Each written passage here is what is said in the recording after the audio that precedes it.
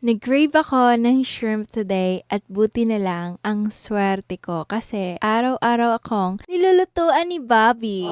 Sa aming dalawa, siya talaga ang mas mahilig sa kusina kaya lang may something delicious na niluluto. Isa sa pinaka-satisfying kainin para sa akin ay ang shrimp. Lalo kang homemade at ngayong araw gagawa siya ng isang all-time favorite butter garlic shrimp. Siyempre, kailangan natin ng fresh na shrimp, bawang, onions, sibuyas dahon, paprika powder, Mamacita oyster sauce, Dairy cream, at Sprite. Una, inihanda muna niya yung pampalasa, like dinikdik niya yung bawang, hiniwa ang onions, sibuyas dahon. Para sa shrimp, simple lang. Ibo-boil muna ito ng saglit using Sprite at asin para lumabas ang natural sweetness, tapos isi-set aside. Habang mainit ang pan, tinitiyak niya ni ready na para sa butter. Kapag tunaw na, isasama niya na ang garlic at onions. Hinintay hanggang golden brown, din nilagay ang oyster sauce para sa rich,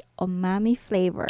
Next, inulit niya ang secret touch, Sprite at kaunting asin para mabalance ang lasa. At kapag kumulo na, hinalo niya na ang shrimp at siguradong coated sa creamy, buttery goodness.